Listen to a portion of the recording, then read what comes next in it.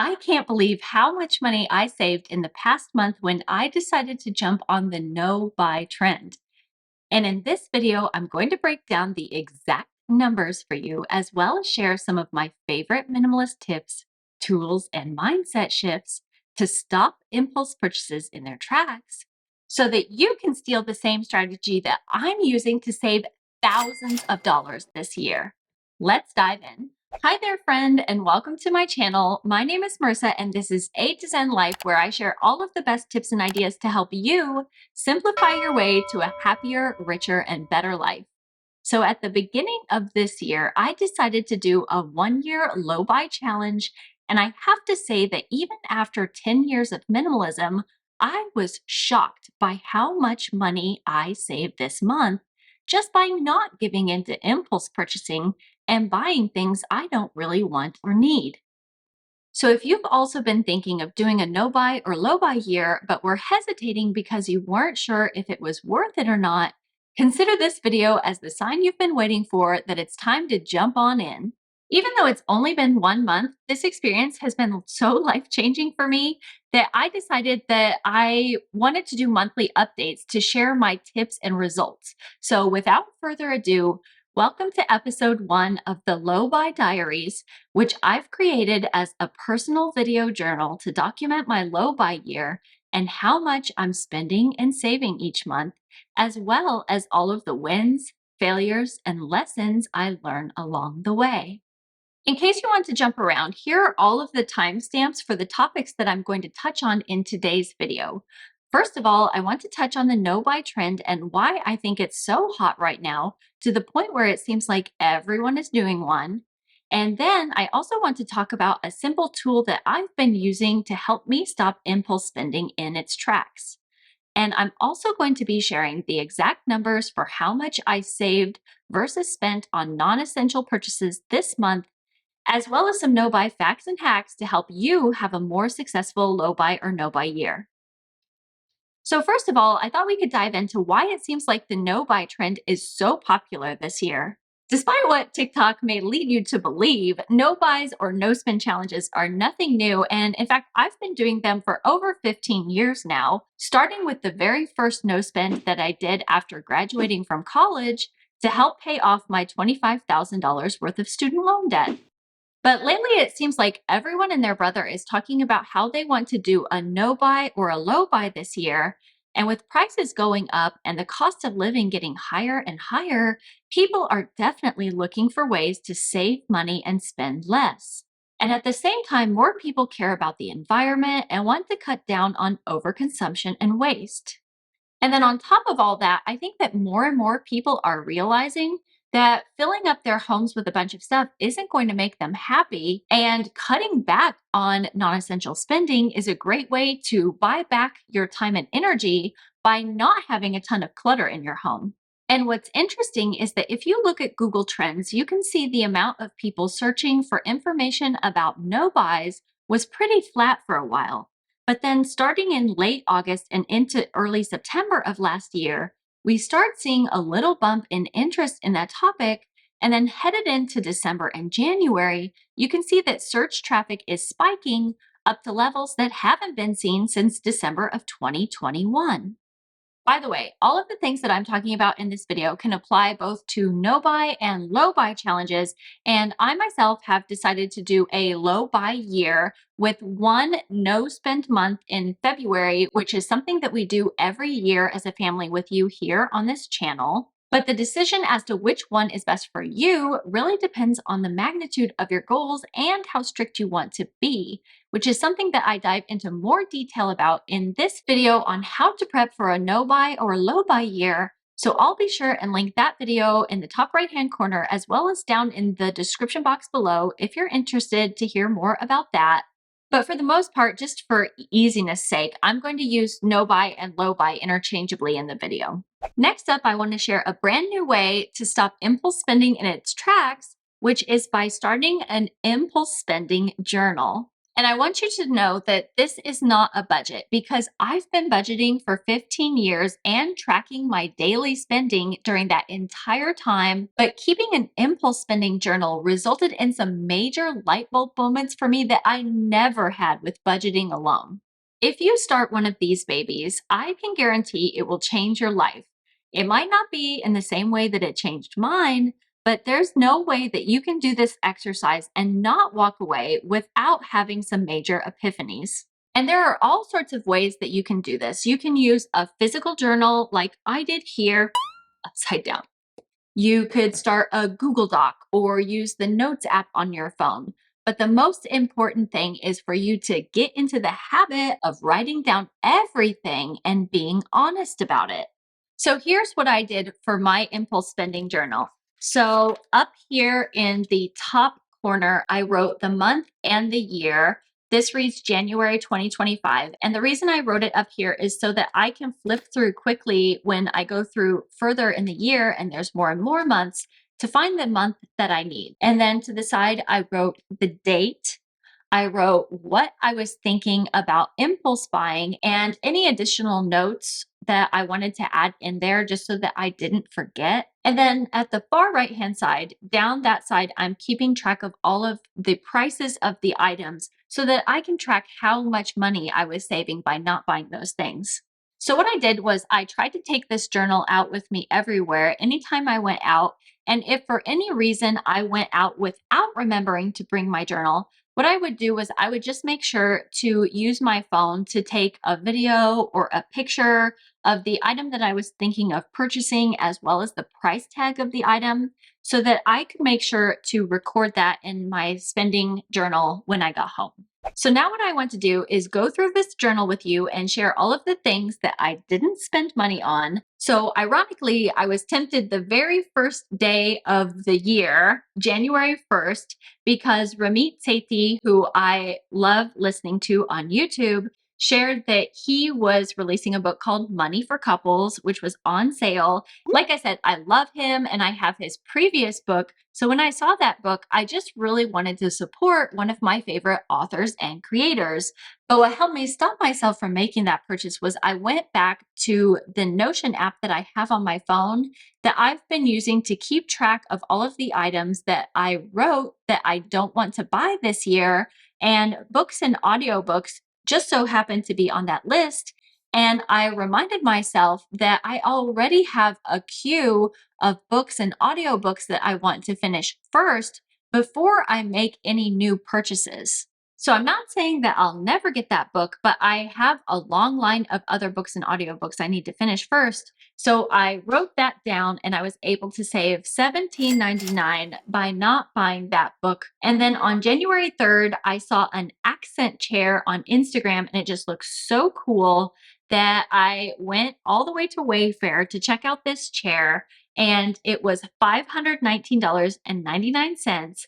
And not only did revisiting my no buy list help me remind myself that I don't want to make any major furniture purchases this year, but I also saw when I went to Wayfair that the reviews on that thing were really, really bad, which I noted here in my notes. So that made it an even easier decision for me to resist that impulse purchase. On January 9th, I had to go to Target to get some school stuff for my kids. And then while I was there to get to the school stuff, I couldn't help but walk by some Lunar New Year items that they had put out in a small kiosk in the center of the aisle. And for those of you who don't know, my husband is Chinese. We've been married for 15 years, and Chinese New Year or Lunar New Year, depending on what culture you're from, is a big deal. It's really big deal in our family. And I also have a weakness for cute plushies and cookbooks. And when I was looking at that kiosk, they had this adorable Year of the Snake plushie and this beautiful Chinese cookbook that I was thinking about buying. But then I reminded myself that I really don't need cute plushies anymore. My kids just got some cute plushies for Christmas, and I don't really need them for myself. And as far as cookbooks, I already own two wonderful Chinese cookbooks, and I tend to borrow cookbooks from the library when I'm looking for new recipes. So I didn't really want to purchase that one at the moment. And then while I was there, I also resisted buying some random Japanese barbecue sauce just because it looked cool by reminding myself that I already had barbecue sauce in the refrigerator. Indeed, two flavors of barbecue sauce. So I saved $15 by not purchasing the snake plush, $24 by not buying the cookbook because it was on sale 20% off $30. And then also I saved $8.49 not getting the Japanese barbecue sauce. And you might think, what's even the point of mentioning the $8.49 for the barbecue sauce? Well, the thing about that is every little impulse purchase adds up. Maybe it doesn't seem like a big deal when you do it one time, but if you do it 20 times, that's over $160 just with that one small, well, I guess it's cheap, so I'll get it. On January 13th, I was able to stop an impulse purchase of a Lego dragon that I saw on Facebook Marketplace. And I generally don't go on Facebook that often, but I have some members in my Clutter GPS course members club. And so sometimes when I'm in there, then I'll see I have notifications from Facebook Marketplace. And I just couldn't help but clicking this one and saw it was a Lego dragon, which I think was being promoted to me because, like I said, it was Chinese New Year. We're leaving the year of the dragon into the year of the snake, and my son is a dragon. So I was really, really tempted to get it. But then I reminded myself that he literally just celebrated his birthday and got some really nice Lego sets from his friends. So he doesn't need new Legos. And resisting that, I was able to save $50. Also on the 13th of January, I was at Whole Foods picking up some fresh bread and some other things, and I resisted buying some random chocolate chip scones, which is not terrible. But then again, like I say, back with the Japanese barbecue sauce, all of those little random impulse purchases at the grocery store can really add up. And we just ate cinnamon rolls the day before, so it's not like we needed the extra sugar. And then on January 14th, a video popped up in my YouTube feed about stopping impulse spending. And I decided to watch this video from a creator that I'd never seen before, but I really enjoyed watching. I enjoyed seeing her video and hearing her storytelling. And ironically, even though this creator was talking about how they need to stop impulse spending and buying so much stuff, there was one clip in her video where she was sitting in bed and she had this beautiful bed tray that was like a vintage mid-century modern vibe. I grabbed a screenshot of it, but I went back to her video and I could not find it for the life of me. So here is the creator. I think her name is Sherry. Sherry, if you see this video, feel free to comment and let us know which video that was. But I liked this tray so much that I took a screenshot of it and then I did a reverse Google image search to look for it. And I found several listings of it on sites like eBay and Etsy, which came to around $80. Then I just reminded myself, I don't even have a nightstand as a minimalist. Why would I want a bed tray? And even if I did buy a bed tray, thinking about it, I think that I would want to have a folding bed tray that I could fold up and store under the bed or behind the bed or somewhere else. The combination of all of these things helped me stop that impulse purchase. But I just have to say that I find it so ironic when I'm watching videos about minimalism or not impulse spending, and then I see something in that video that I want to buy. And I know that I'm not alone on this because I get comments from you guys in my videos all the time about the exact same thing.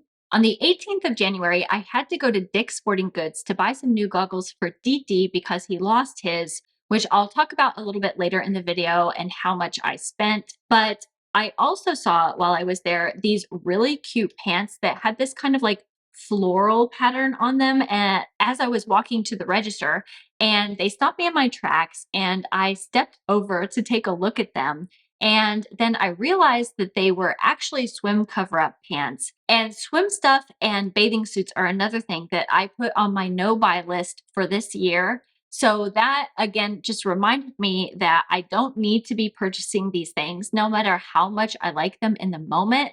And I wasn't even looking for them in the first place. And also I tend to not wear bold patterns as often. So stopping that impulse purchase, I was able to save $78.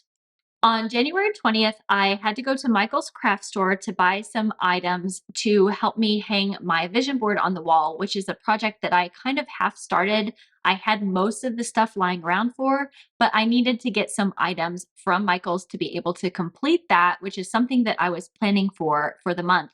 But while I was at Michael's, I happened upon another cookbook because cookbooks are a huge weakness for me. A cookbook called the Anime Chef Cookbook, which was just so adorable. And I pulled it out to look at it. But one thing that I didn't like about this cookbook is that it wasn't real pictures, it was just drawings of pictures. And like I said before, I don't need more cookbooks because I can get them from the library and I already have a lot, as well as recipes on Pinterest. So I was able to stop myself from buying that cookbook and saved $24.99 in the process. On January 22nd, I was on Instagram chatting with someone. And then while I was chatting with them, I was just kind of scrolling in between our messages. And I saw a video from a creator with a really cute nightstand. So I clicked through to their page and then clicked through to look at the link where they were sharing that item. And it's super, super cute. And I think it's probably very practical if you need a nightstand. But like I said, I'm a minimalist and I haven't owned a nightstand for years. And I don't really need one because I don't really read in bed. I don't set a glass of water next to my bed to drink in the night or anything like that. So I just reminded myself that I didn't need that nightstand and I was able to save myself $200 by doing that. Okay, so now that we've gone through everything, how much does that add up to? Drum roll, please. All in all, in January alone, I saved $1,025.95 on non-essential purchases. And depending on who you are, where you live, how old you are, how many kids you have, and whatnot, that might sound like a lot of money to you. But keep in mind that surveys have found that the average American spends $18,000 a year on non essential spending, which breaks down to roughly $1,500 per month.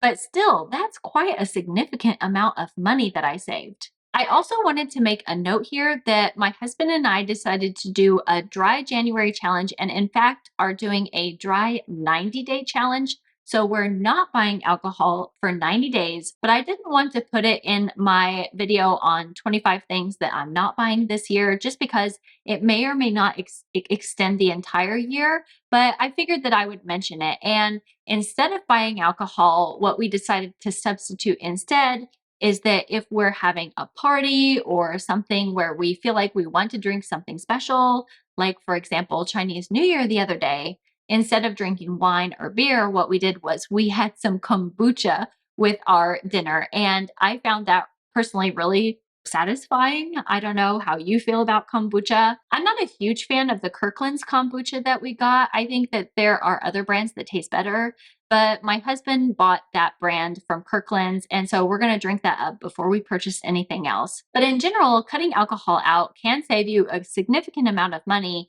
Even if we're drinking kombucha instead, it's not as expensive as alcohol, and it's not something that we're drinking often. So now that we've gone through all of the money that I didn't spend, I want to dive into the money that I did spend when I activated some of the rules and exceptions that I set at the beginning of my low buy challenge. So right now I'm inside Notion and I'm looking at the template that I use to write out all of the rules, exceptions, and my no buy list, and also track the purchases that I made. So I'm just going to go down day by day and read them off to you as I see them. So on January 7th, I made a purchase of some Naruto cards because Didi got invited to his best friend from third grade's birthday party. So I spent $50 because he wanted Naruto gift cards. He said that specifically to my son. And hey, I'm a huge Naruto fan, so I had no problem spending that money. And then on January 14th,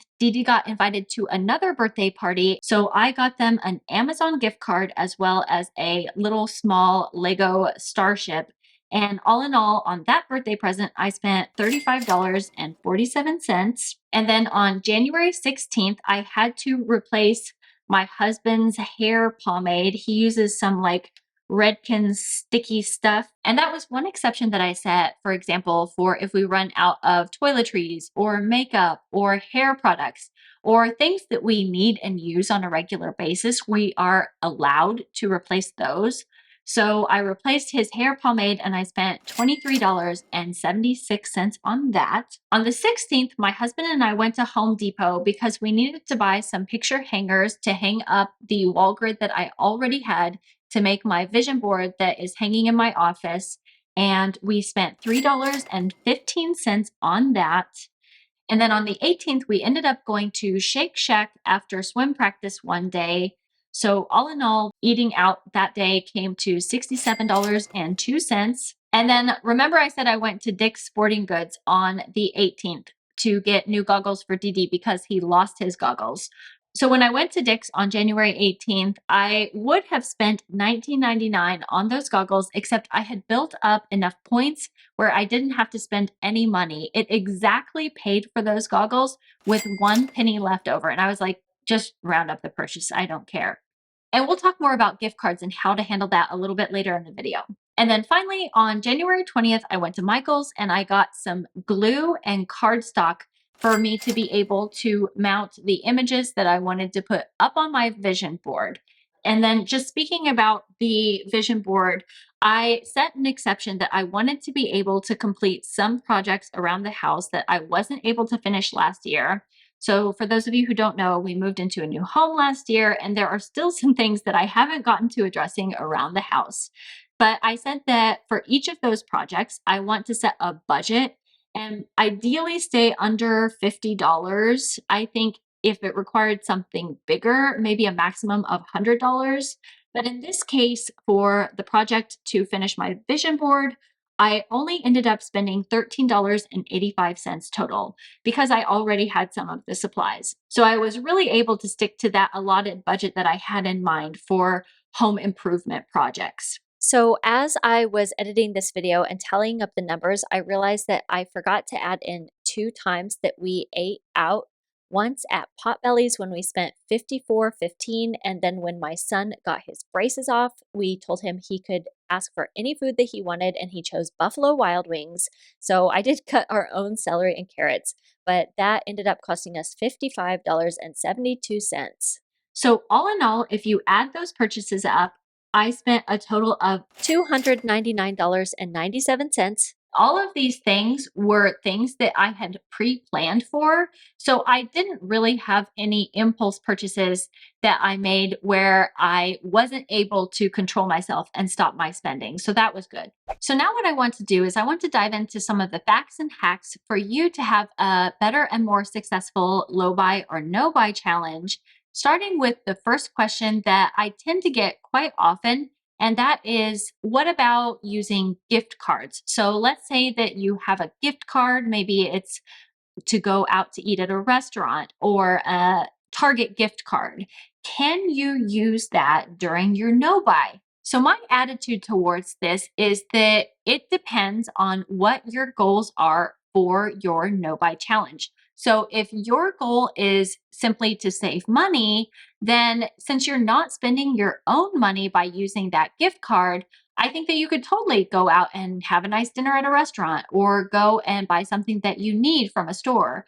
But then on the other hand, if your goal is to not buy so many things and to stop cluttering up your home, then it wouldn't make sense for you to use the gift card to buy, say, new toys or new furniture or home decor or clothes or whatever. So it's really best for you to look at your goals and what you're trying to achieve with your no buy and then decide how you want to handle gift cards depending on that. Another question that I get a lot, and something that I have also been criticized about, is how to set exceptions for your no buy or low buy. And again, the rules and exceptions that you set will depend on your priorities and goals.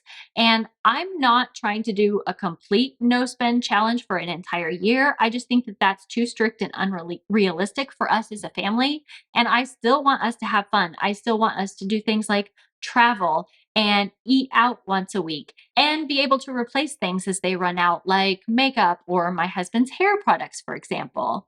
But then other people might feel differently. Like when I said that we are still going to be able to eat out once a week, I actually got a comment from someone about how that was I guess, ridiculous because they feel like eating out that often is astonishing. But then they say that they have the hobby of buying jewelry for their significant other because they look good in sapphires and deserve to be dripping in sapphires. And to that, I responded that we love eating out as a family because not only is it fun to eat yummy food, but it's also an experience that we enjoy as a family. And on the other hand, jewelry is something that we never ever buy. Like, I just realized I'm not wearing my wedding ring. It's because my hands are dry and I've been moisturizing them like crazy. But usually I just wear my mother who passed away's wedding ring as well as my plain wedding band. And that's pretty much the only jewelry I ever wear. So jewelry isn't something that we would want to make an exception for because that's something that we never buy. So look at what you're trying to achieve, look at your priorities and goals, and use that to set your exceptions.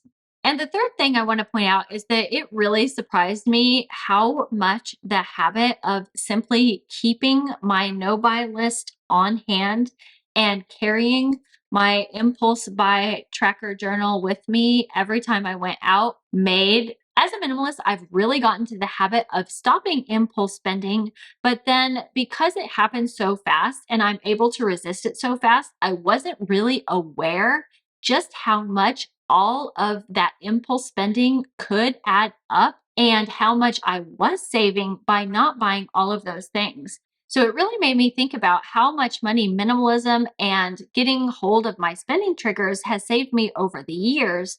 So I definitely encourage you to start one of these or start taking notes in the app on your phone or whatever. Whatever you do, start tracking. And I think that you'll be shocked by how often these opportunities for you to overspend are coming up. And then the fourth thing that I wanted to mention is I realized something that reminded me of something that Hannibal Lecter said in Silence of the Lambs.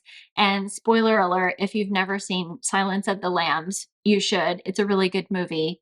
But there's this guy named Hannibal who is a cannibal that is in prison, and he's being interviewed by this woman who works for the FBI or CIA or whatever, I don't even know. And he asks her, how do we begin to covet things? Because they're talking about the killer. But the reason that that came into my head was because when I was going through all of the items that I didn't buy in my impulse spending tracker, I realized that none of these things were things that I was going out looking for. These are all just things that happen to pop up either on social media or because I was looking for something else at the store.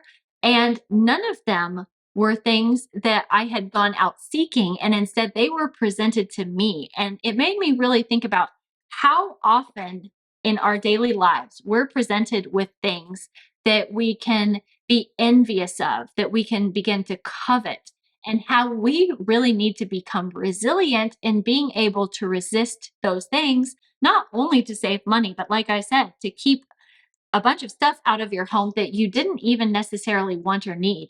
The fifth hack that I have for you is that if you have any shopping apps on your phone, like if you have the Temu app or if you have the Amazon app or anything else like that, you either need to stop getting notifications from those apps, like turn off notifications, or delete those apps completely so that you're not tempted to go looking and browsing when you're bored and end up just kind of randomly buying something. The sixth thing that I wanted to mention is that if you're doing a no buy or a low buy, it really, really helps to look for a like minded community where you can get support in your efforts, because this is kind of still a countercultural thing in a world of Shein hauls and Temu hauls and making over your home every single month. This is a little bit weird to some people. And so you need to find other weird people who are also trying to change their life like you are. So I volunteer as tribute. Be sure that you're subscribed with all notifications turned on so that you can join me here, because not only am I doing a low buy year, but we are also going to be doing a total no spend month in February. So be sure that you're subscribed with all notifications turned on so that you don't miss out on that. And then the last thing that I wanted to mention is that it also helps if you can find free ways to have fun. Because psychologically, if your low buy or no buy is making you feel miserable, you're going to be less likely to want to continue it. And then you're going to drop out very, very early, like a lot of the people who have already given up on their New Year's goals and resolutions. So, like I said, be sure that you're subscribed with all notifications turned on because I'm going to be sharing a list of fun and free activities very soon as part of Frugal February's No Spend Challenge. Or if you want more ideas, be sure and go check out one of these videos that YouTube thinks that you'll like, or I'll see you next week. Until then, take care. Bye bye.